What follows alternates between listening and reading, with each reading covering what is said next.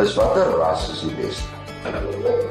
Nou, ek moet jou sê, as ek besig daai gesprekke hoor, dan stap ek maar weg. Daar waar kinders die verantwoordelikheid kry om te kyk na diere, doen vreeslik baie vir die selfrespek.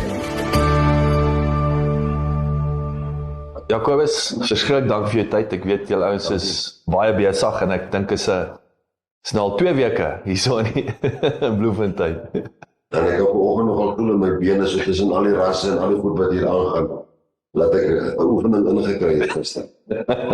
So sommer so, ek wil sê fiksheid saam met die besigheid. Julle is sinoniem met kleinvee. Wat is die storie agter die storie? Ek wil sê, hoe sien julle ons 'n vinnige snapshot, die verlede, die hede, die toekoms? Hoe kyk julle na dinge? So BKB het sy ontstaan gehad in Bok, wat kleinvee verteenwoordig, en toe later ook Bokhaar met Angora Bokhaar. Vir nagenoeg 110 jaar waar BKB die leidende makelaar is van beide wol, deur BKB wol en Bokhaar deur House of Fiber. Ons is internasionale spelers. House of Fiber is die grootste Bokhaar makelaar in die wêreld. Pragtig. En BKB is nou ook een van die leidende wolmakelaars in die wêreld gesien. So daarmee saam gaan die ekonomiese produksie met kleinvee. So BKB het 'n span skaap en wol en Bokhaar adviseurs wat met 'n landwyse voetspoor wat ons kommersiële en stoedelers bystaan met advies en hulp om meerderwaardige teeldiere akkuraat te identifiseer. Oor jare heen deur verskillende metodes, maar enkele jare gelede het ons die DSS-program amptelik geloods by BKB, wat wetenskaplike gefundeerde seleksieprogram is om meerderwaardige teeldiere akkuraat te selekteer en dan te vermenigvuldig. So, ons is baie opgewonde oor die program. Ons doen dit in samewerking met SA Stamboek. Isak Staats, die hoofbestuurder van Wol en Bokhaar by BKB, het dan my mening baanbrekerswerk gedoen om dit tot stand te bring.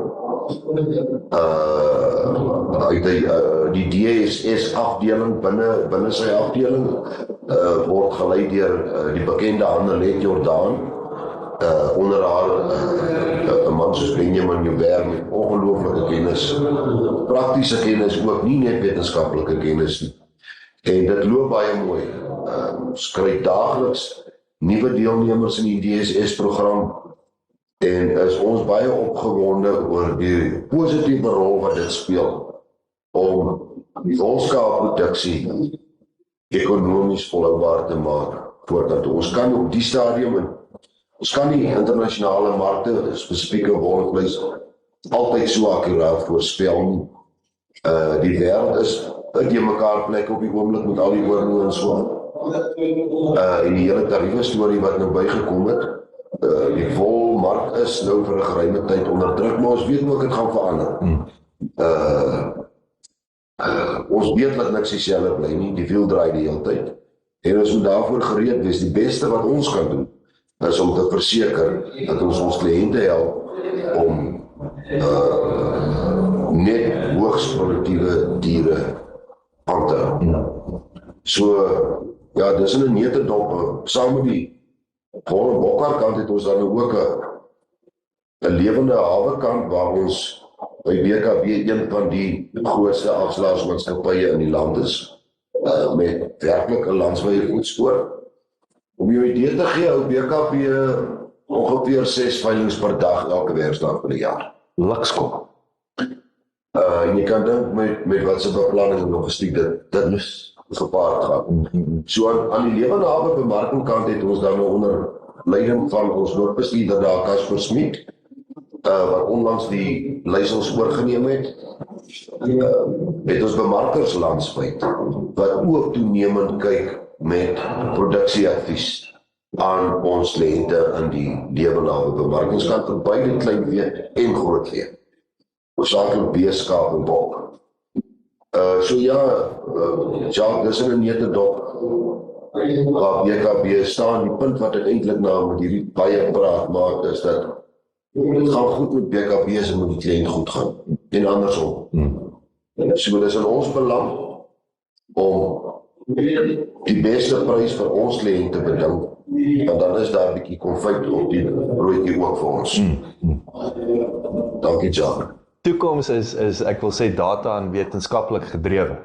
En dan wil ek daar en natuurlik jy begin by skaap. Hoe sien jy as jy kyk na lewende hawe? Jy weet, is DSS is hierdie net die begin, wil ek amper sê. Man. Ek dink dis net die begin. Ek dink dis die spits van die ysberg. BKB gaan ontwikkel en reeds begin met planne om dit uit te brei na die groot veekant toe ook. Op die stadium verstom die getal ons in die klein veekant. Ek weet nie wat genoem het dat ons dit in samewerking met SA Stamboom doen. Dis reg. Wat dit regsteek. So ja, ons sien dit definitief as 'n baie langtermyn program. Want teeling is 'n langtermyn besigheid. Teelvordering word in geen ras oornag gemaak. Ja. Die Engelse woord is journey, ek weet nie, my eie reis. Ekskuus tog. Maar gehad so met diere teeling en goed en ek is hoegenaamd nie 'n wetenskaplike nie. Ek leer by die wetenskaplikes, maar kan ook vir jou sê, daar is maar 'n klomp praktiese goedes wat jy moet reg hê. Ek is partykeer is ek versigtig oor die goed. Ek het gesukkel om al die punte bymekaar te kry oor teeling as sulks. En toe het ek vir myself so 'n paar goedjies neergeskryf. In 'n poging om dit te probeer eenvoudig maak, goed wat vir my belangrik is. En as jy dit wil, Ek wil sê gooi daai tips en triks. Gooi die tips en ek triks. het maar in die bakkie gooi. So die eerste ding wat ek geleer het is hou by medium. En as ek by bloemskou die gebruikelike teebeen steak eet, dan bestel ek hom in 'n medium grootte en ook medium gaar.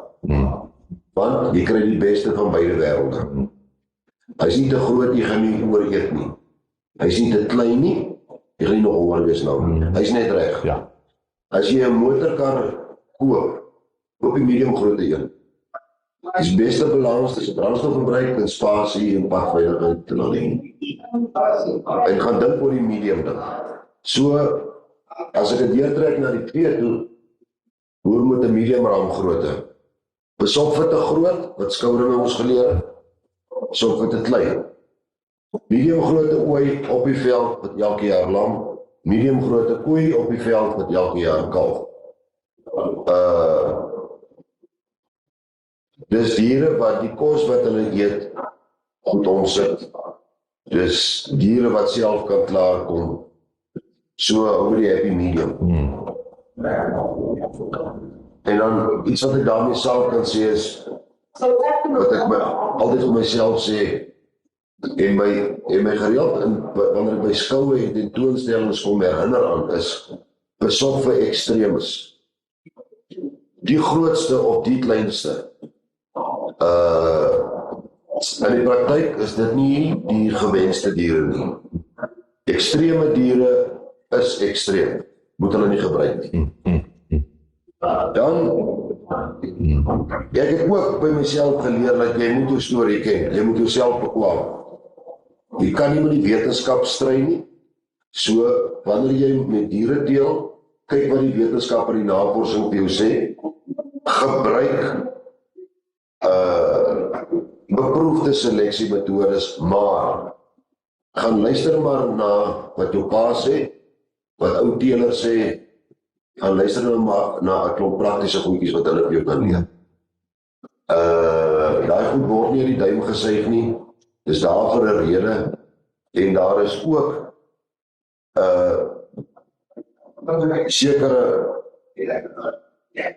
sekere praktiese dinge wat 'n rol speel by enige ras, wat kan klink na nietigheid, maar dit het 'n praktiese implikasie waaraan jy moet aandag gee. En dan die een ding wat jy daar, so, jy moet jou storie ken, jy moet luister meer en praat minder veral as jy beginner teeler is. En moenie bang wees om vir hulp te vra nie. Moenie dat mense gaan dink jy weet nie, praat wel. Dis belangrik. Ek hoor jy altyd, ek sien altyd 'n groot prentjie. Jy moet die groot prentjie sien. Moet die groot prentjie sien. So die volgende ding wat ek in Engels vir myself, don't sweat the small stuff in breeding. Ek het al soveel gesien, myself baie foute gemaak. Laat ons kyk na klein, onbenullige dinge op 'n dier, wat geen groot ekonomiese factor is nie, en ons oorbeklemtoon dit. Lae oorerflike goed met feitelik geen ekonomiese waarde. So, nie daar aandag gee nie. Die groot ding in teeling is, om die groot ding te hou. As dit vleisbees is dit doeltreffende vleisproduksie. As dit 'n merino skaap is dit beide vleis en topkwaliteit wolproduksie. So hou die groot ding, en laat die ekonomie vir jou die rigting gee. Dis hoekom daar 'n DSS is by BKB. So moenie sogenaamde fancy points oor beklemtoon nie. Dis mooi, maar dit het nie geen ekonomiese waarde nie. Dit hou jou nie op plaas. Die volgende ding wat die mense aan hulle kele hees gepraat het oor, is watter ras is die beste? Nou, ek moet jou sê, as ek weer aan daai gesprekke hoor, dan stap ek maar weg. Ek was daar. Ek wil sê, as min wetenskap betrokke baie keer. Alle rasse is goed. Kies die een wat jy van hou, wat met jou praat, wat by jou omgewing pas waar jy boer, goed aangepas is daar, kies toch, en maak die beste van die ras. Maar alle rasse is goed. En as jou buurman met 'n ander ras boer, en het is vir jou mooi, prys op. Hierdie nagangigheid of afgunstigheid tussen rasse is totaal onnodig. Mens kan weer leer by mekaar. Dan Engelse aanhaling is there is magic in numbers. Dit help as jy genoeg diere het. En die rede daarvoor is, jy kan baie strenger selekteer. As jy aanwas groot genoeg is, jy het genoeg diere om vanuit te selekteer, kan jy net eenvoudig baie strenger selekteer, en jy hoef nie al die reproduktiewe diere aan te hou vir die volgende jaar se seisoen.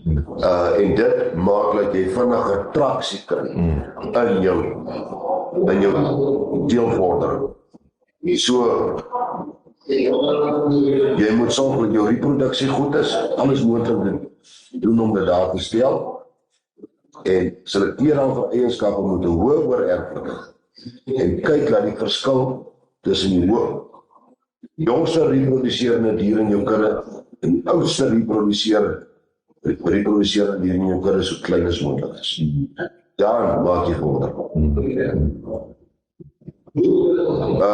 Shakespeare het in die 16de eeu, dink ek, gesê, no profit grows where there is no pleasure taken. En ek sien dit elke dag met myself. As jy nie geniet wat jy doen nie, gaan jy nie suksesvol wees nie. So, in teeling, as jy agterkom, die is nie van jou nie, dan moet jy stop. As toeteling vir jou nie daai satisfaksie gee met die vordering wat jy maak, en ja, jy sien jou diere is baie mooi nie, dan moet jy eerder met 'n kommersiële boerdery aangaan of met heeltemal iets anders, maar jy moet dit geniet. Dan ek het self prakties in die veld gewerk vir 'n klompie jare. En ek weet ons is heiliglik in uitdagende ekonomiese tye, maar jy moet probeer om te investeer in fasiliteite.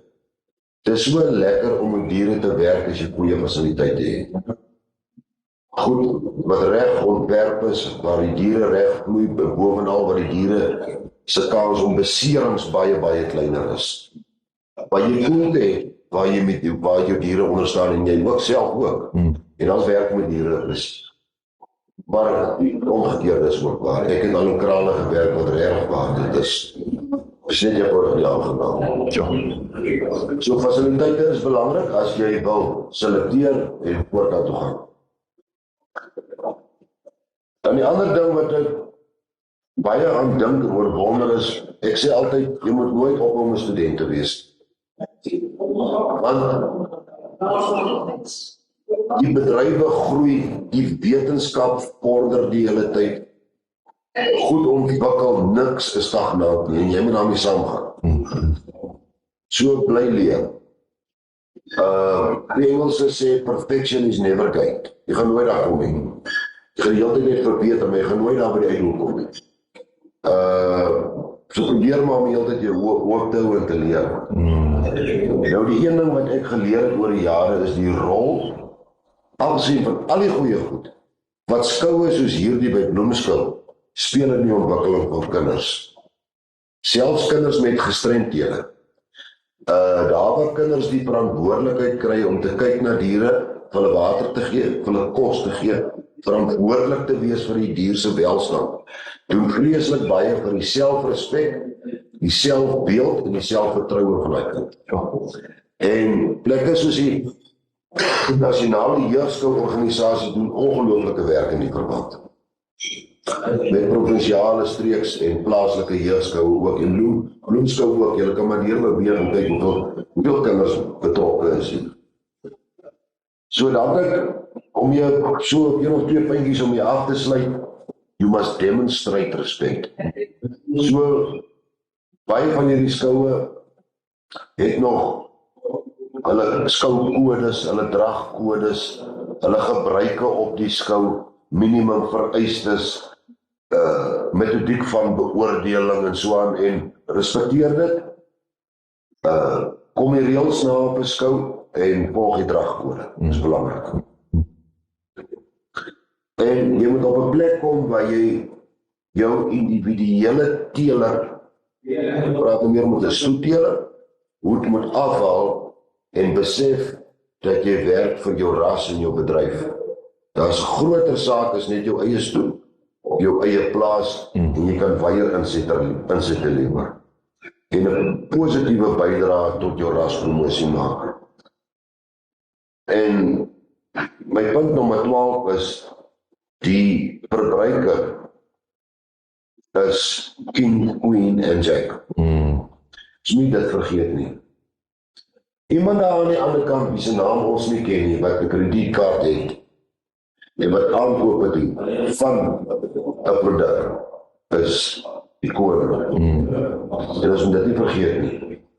Wanneer ons teelbeleid bepaal, die ras waarmee ons boer, wat ook al, hou dit in gedagte, daar is 'n verbruiker iewers.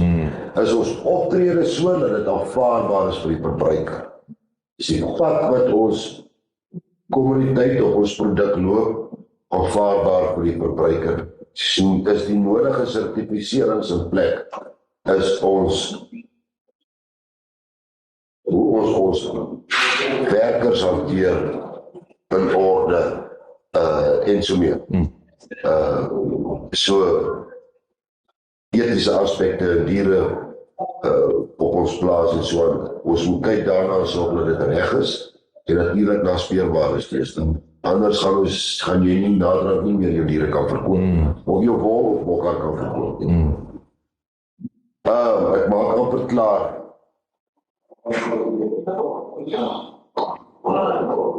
Punt 13 is, daar is geen plaasvervanger vir jou persoonlike aandag. Jy kan nou die beste teelprogramme hê en die beste fasiliteite op die plaas en al die goed en kennis, maar as jy nie jou hand op dit het nie, en nie suksesvol is. Hoe is 'n voetspoor op die land se beste kunsmis? So om mee af te sluit, Jacques, ons kan nie met die wetenskap stry nie. Goeie fasiliteite is belangrik. Die gebruik van beproefde deelprogramme, al die goede is belangrik, maar daar is nie 'n plaasvervanger vir jou persoonlike teenwoordigheid, aanvoeling, kennis en omgee vir jou diere.